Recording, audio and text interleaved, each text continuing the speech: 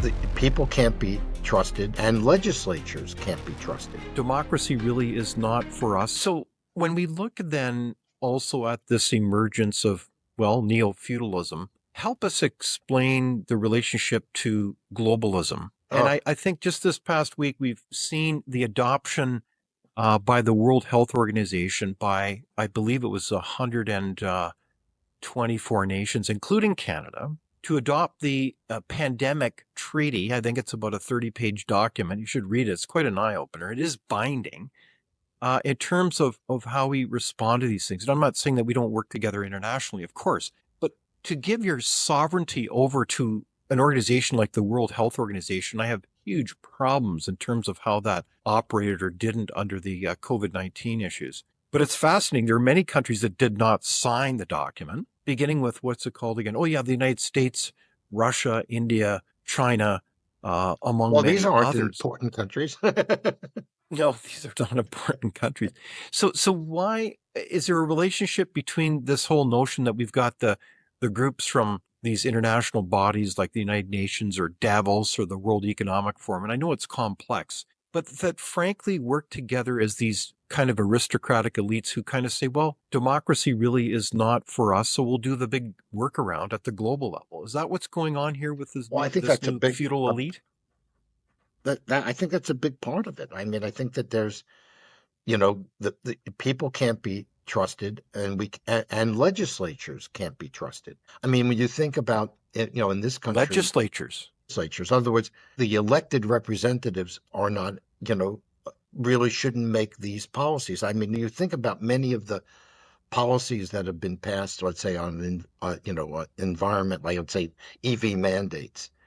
Hmm. A lot of Hmm. times they come from the inside the bureaucracy. You'd never get an EV mandate through the Senate. I mean, they've just moved against even the California exceptions on EVs. So what you have is you have increasingly power more in the control of, if you go back to Brave New World, to the controllers, to the Right.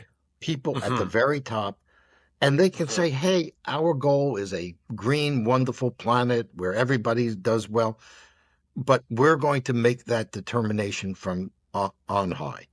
And the international bodies are a great source of this. I mean, to me, it's absurd that the WHO is saying anything about pandemics, given their complete screw up during the COVID-19. Um, Hmm. you have a United Nations where the Human Rights Commission has like countries like Iran and North Korea. I mean, what does Hmm. this mean? I mean, frankly, I Exactly. think I think we would be better off. I don't even know why we want the United Nations to stay in the United States, because you know the real estate have better use to do something useful.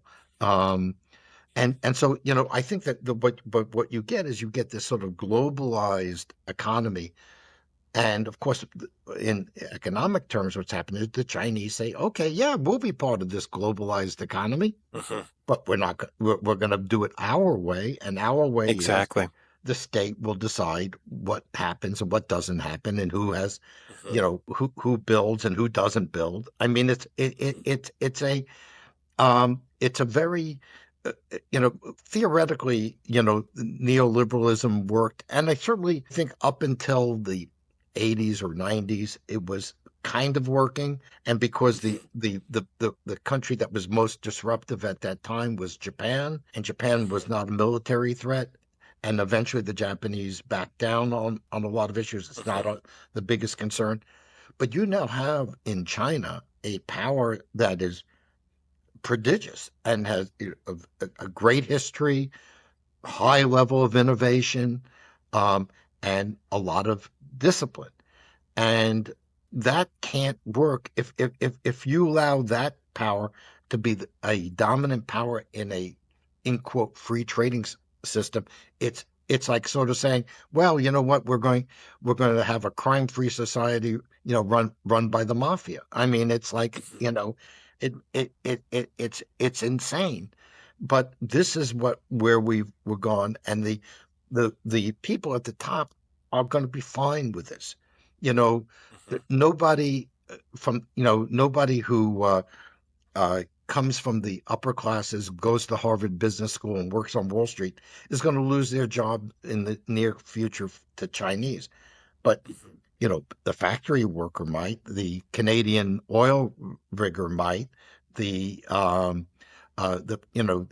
you allowed the Chinese into Canada with EVs, you'd have no car industry at all. If you have an EV mandate and the Chinese are producing all the cheap EVs, you know what's going to Well, happen.